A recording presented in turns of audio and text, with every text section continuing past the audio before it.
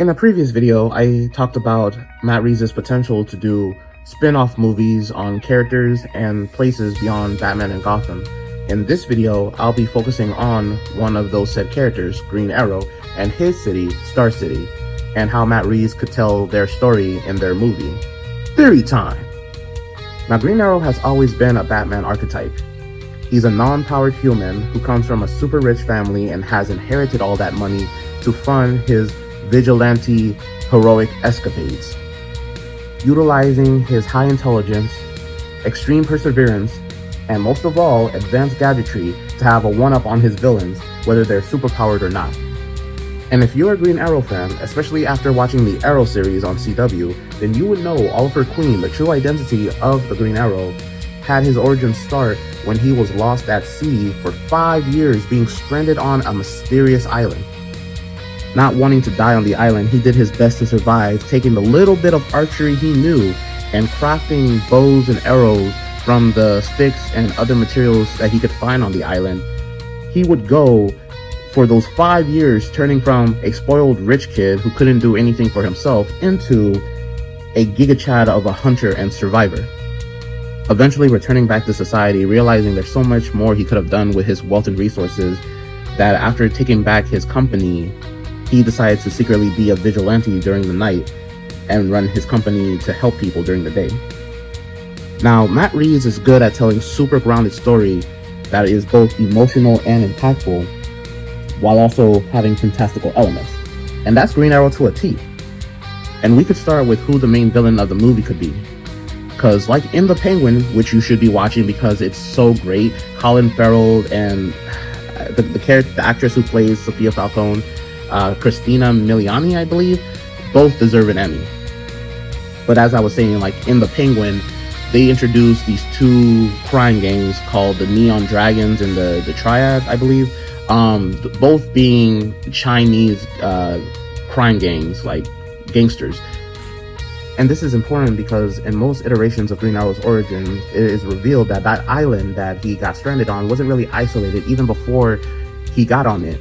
That a organization of Chinese triads was using the island to move shipments secretly of drugs and human trafficked people, with it being led by DC Comics villain China White.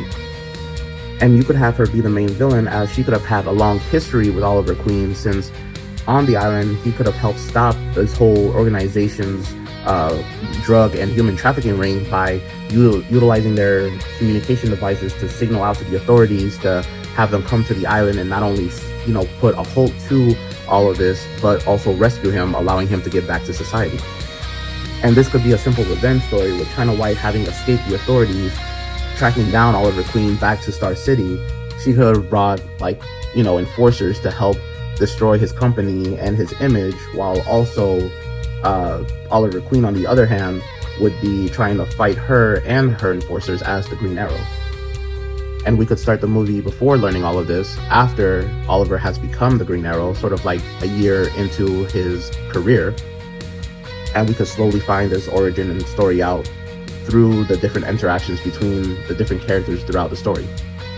And as for the enforcers China White could have brought to make this truly grounded and an epic fight movie, we could have Richard Dragon, known for being one of the best combatants in DC Comics, as well as Shiva, being known as the deadliest fighter in DC Comics. And this could turn the whole movie into a survival mystery as well, while Oliver Queen during the day is dealing with not just a group bringing out skeletons from his company's closets trying to bankrupt it, but also assassins going through his bodyguards trying to kill him. While at night, as the Green Arrow, he's trying to hunt them down, figuring out, the truth behind it all, and realizing the true antagonist of the whole film is China White, who has a vendetta against Oliver Queen, now the Green Arrow. And it could all climax to the point of Oliver fighting against China White, who is also known for being a great combatant and weapon user in the comics. And maybe they can have an archery off, with her wanting to kill him, show him off through utilizing his own best type of weapon to do so, with her arrogance being the advantage he could use to beat her at her own game.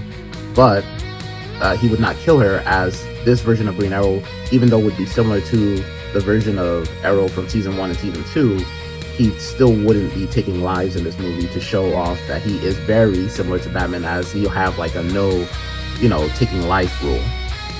Through utilizing advanced gadgetry to make his arrows effective but non-lethal. Because in this movie, he'll craft and have the following: a taser arrow, a grapple arrow, a gas arrow, a sonic arrow, a tracking arrow, and finally a bomb arrow.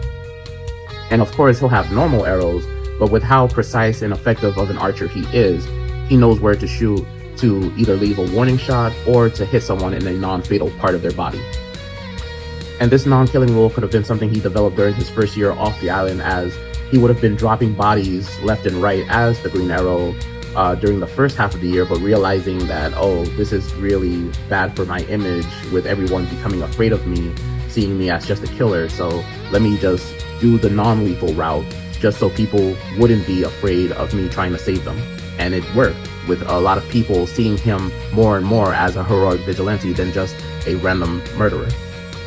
And Matt Reeves could have characters like Oliver's sister or police officials allude to that, so it'll be a whole encompassing story that isn't going to have any plot holes or leave stuff out, and be well told throughout the various interactions and fights of the movie.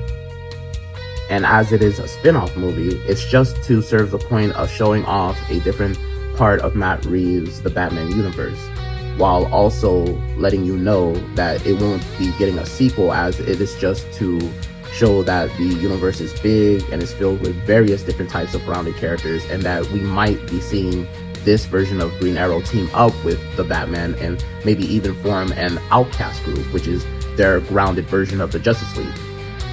But those are just my thoughts on how Matt Reeves could do the Green Arrow spin-off movie. If you like them, then please like, share, subscribe, and follow on this video. If you have your own thoughts, then comment so down below. If this video gets enough likes, then I'll make another video on how Matt Reeves could tackle a spin-off movie of The Huntress, which is another grounded female non-powered vigilante character from the comics. Ring that notification bell so you know when videos like this drop, and until the next video, whatever it may be, stay great.